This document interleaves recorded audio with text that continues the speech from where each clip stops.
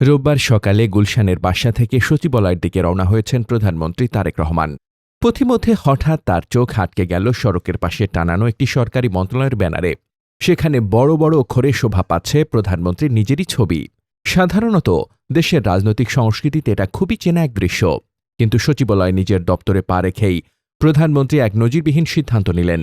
তিনি অবিলম্বে মন্ত্রিপরিষদ সচিবকে ডেকে কড়া নির্দেশনা দেন, আর তার কয়েক ঘণ্টার মধ্যেই মন্ত্রিপরিষদ বিভাগ থেকে জারি করা হয় এক ঐতিহাসিক পরিপত্র। সেখানে সাফ জানিয়ে দেওয়া হল, এখন থেকে কোনো সরকারি অনুষ্ঠানের ব্যানার, ফেস্টুন বা বিলবোর্ডে প্রধানমন্ত্রীর ছবি ব্যবহার করা সম্পূর্ণ নিষিদ্ধ। কিন্তু কেন দেশের ইতিহাসে এমন ব্যতিক্রমী সিদ্ধান্ত নিলেন তারেক রহমান?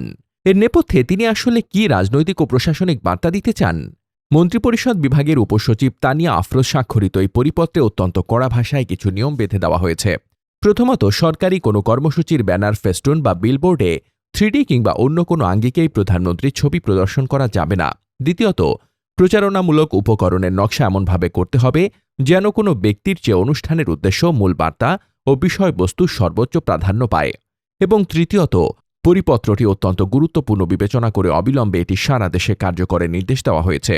তারেক রহমান এই পরিপত্রের মাধ্যমে স্পষ্ট বার্তা দিলেন যে রাষ্ট্র কোনো ব্যক্তির স্তুতিতে চলবে না, রাষ্ট্র চলবে তার নিজের নিয়মে।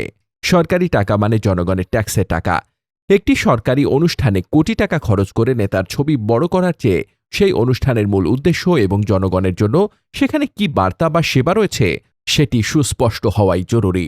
নতুন এই নিয়মে এখন থেকে যে কোনো ব্যানারে ব্যক্তির চেয়ে প্রতিষ্ঠানের কাজ ও বিষয়বস্তুই প্রধান হয়ে উঠবে। তিনি প্রশাসনকে প্রফেশনাল হওয়ার বার্তা দেন। ইতোপূর্বে মাঠ পর্যায় থেকে শুরু করে সচিবালয় পর্যন্ত অনেক কর্মকর্তা বা মন্ত্রী, এমপিরা নিজেদের রাজনৈতিক আনুগত্য প্রমাণ করতে ব্যানারে বড় বড় ছবি ব্যবহার করতেন। এই নিষেধাজ্ঞা জারির মাধ্যমে প্রশাসনকে স্পষ্ট বার্তা দেওয়া হল যে ছবি টাঙিয়ে বা তেলবাজি করে নয়, কর্মকর্তাদের মূল্যায়ন হবে কেবল তাদের নিজের দক্ষতা ও যোগ্যতার ভিত্তিতে।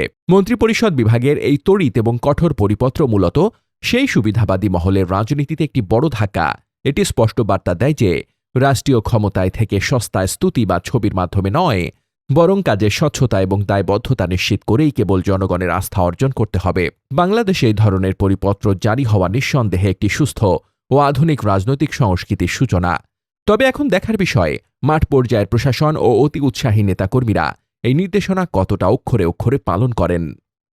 Desk report, বার্তাবাজার।